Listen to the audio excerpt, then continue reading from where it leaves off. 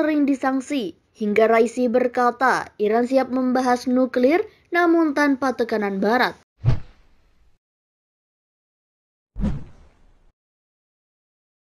Pemerintah Iran mendesak Amerika Serikat menghentikan kecanduannya menjatuhkan sanksi terhadap negaranya.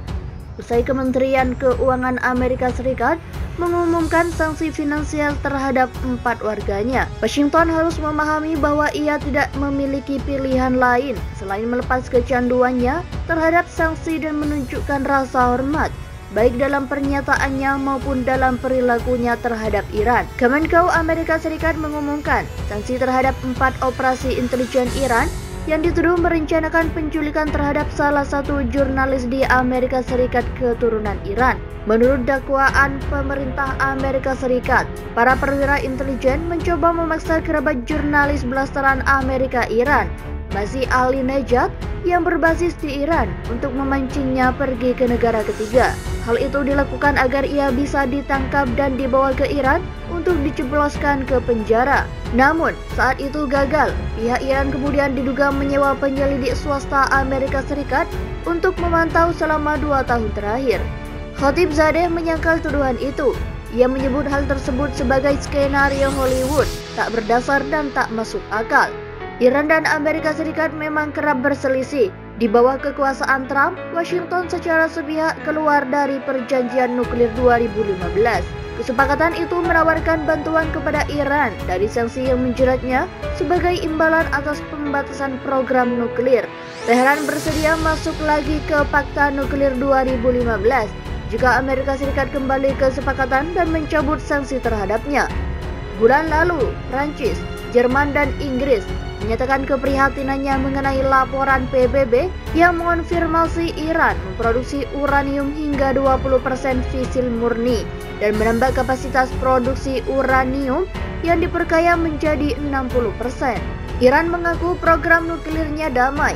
Mereka mengklaim telah memberitahu pengawas mengenai kegiatannya. Presiden Iran, Ebrahim Raisi, mengatakan mereka mencoba kembali menghidupkan kesepakatan nuklir 2015. Ada dalam agenda pemerintah, tetapi tidak di bawah tekanan Barat.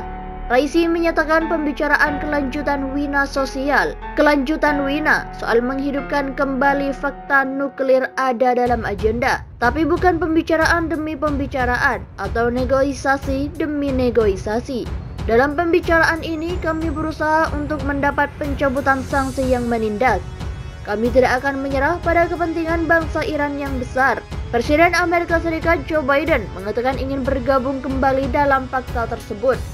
Namun pembicaraan di Wina terhambat sejak Raisi memenangkan pemilihan presiden Iran pada Juni lalu. Pada akhir Agustus, pemimpin tertinggi Iran, Ayatollah Ali Khamenei, menuduh pemerintahan Biden membuat tuntutan yang sama dengan pendahulunya mengenai pembicaraan soal menghidupkan kembali fakta tersebut. Kemudian pada pekan lalu, Menteri Luar Negeri Iran, Hossein Amir Abdullahian, menyarankan pembicaraan Wina tak dilanjutkan selama 2 atau 3 bulan. Teheran menuntut pencabutan semua sanksi yang dijatuhkan atau diterapkan kembali padanya oleh Amerika Serikat sejak tahun 2017. Hingga Presiden Ebrahim Raisi mengatakan bahwa Teheran siap untuk melanjutkan pembicaraan untuk menghidupkan kembali kesepakatan nuklir, tetapi tidak di bawah tekanan Barat. Pembicaraan tidak langsung yang berlangsung di Wina, Austria itu saat ini sedang dalam status ditangguhkan. Raisi juga menggarisbawahi bahwa Teheran sedang mencoba melakukan negosiasi yang pada akhirnya akan mengarah pada pelonggaran sanksi Amerika Serikat. Saya menyatakan sebelumnya bahwa masalah pembicaraan tentu saja akan menjadi pusat bagi pemerintah kita, tetapi tidak dengan tekanan yang mereka terapkan. Pembicaraan tidak akan berhasil jika mereka terus di bawah tekanan, kata Raisi. Pembicaraan ada dalam agenda. Kami mencari negosiasi yang berorientasi pada tujuan.